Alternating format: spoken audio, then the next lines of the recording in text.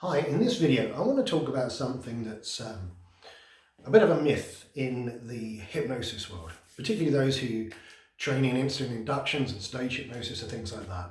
And that's this thing called the PGO spike. There are a lot of people who train hypnosis and they teach rapid inductions or shock inductions.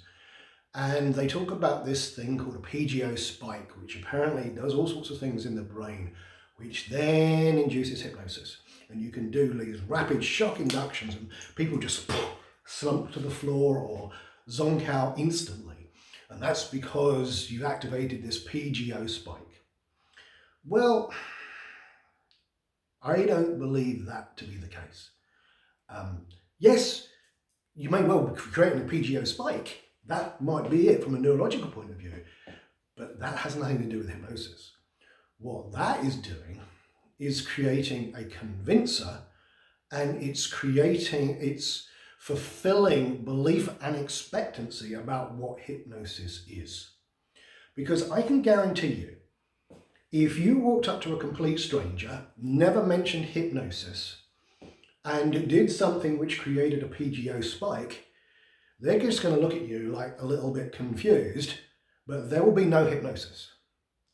Because if you look at the research on hypnosis by people like T.X. Barber, Irving Kirsch, loads of other people, Wagstaff, these sorts of people, they all look at hypnosis and say that it's not an altered state of consciousness or a trance state. So we're not inducing a trance, we're not inducing an altered state of consciousness. What we're doing, in effect, is creating belief and expectancy.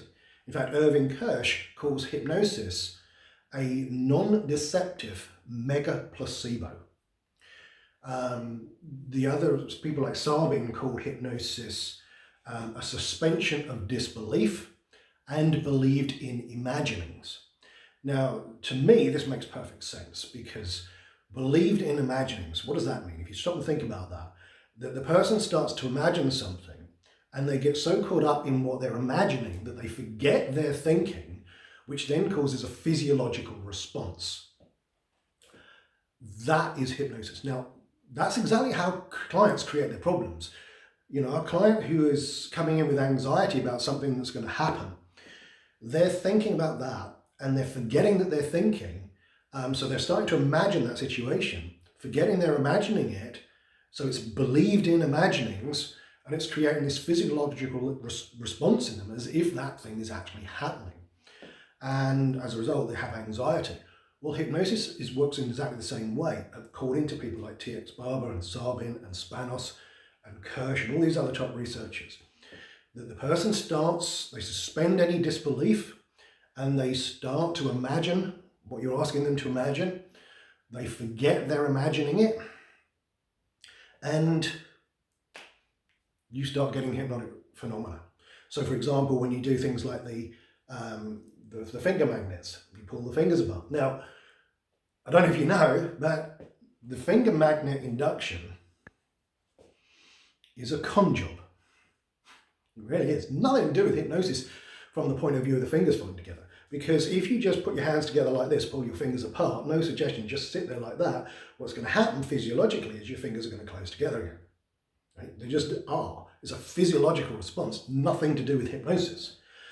But we can tie suggestion to that and suggest, that's it. I want you to imagine two big magnets on the top of your fingers, pulling those fingers together, that's it. Of course, as the fingers start to move, you go, that's the hypnosis starting to take effect, that's it. Feel the hypnosis starting to spread into those fingers, getting closer and closer and closer. The closer they get, we're now tying suggestions to the physiological response, right? And that's building the belief and expectancy, and it's exciting their imagination because they're suddenly going, oh my God, my fingers are moving together. Oh my God, because they're imagining there's magnets on there and there's having a physiological response. So we've started wherever they are, we've had them imagine something which has created a physiological response, that then reinforces the belief, and they're saying, oh my God, the hypnosis is starting to take effect. And as a result, you start getting hypnosis. And so this is the same with the PGO spike thing. You do a rapid induction, it creates a bit of a shock, the client starts imagining, oh my God, that must be hypnosis. What a great hypnotist this guy is. And because they've got a belief and expectancy or an idea of what hypnosis is, they then role play that and boom, down they go, right? So the PGO spike, as far as I'm concerned, is a myth. Doesn't mean to say you can't use it, but it's not working because of the way people think it is. It's working because it's creating a physiological change. We're then tying suggestion to it. The person starts imagining that, and now you've got hypnosis. Nothing to do with the PGO spike itself. And those people who do a lot of waking suggestion will often do little kind of tricks and maneuvers to use physiological responses to create so-called hypnotic phenomena. It's the same with the eye roll. You know, you can stick people's eyes down. If you have someone close their eyes and roll their eyes backwards as far as they can, so they're looking out the top of their head here, if they keep looking up here, that makes it really difficult physiologically to open your eyes. So then you say to them, okay, as you continue to look up there, you notice your tightness in your eyes here, and the eyes are locking down shut, locking down shut, locking down shut, whatever it is, gluing down. And now try to open them and realize you can't. And of course, they can't. It's because it's a physiological response. And so this is what's happening here. People are leveraging a physiological response and tying it to suggestion and creating then believed in imaginings. So that's what's happening. So it doesn't mean to say you can't use these techniques. By all means do, they're great, but understand how they work.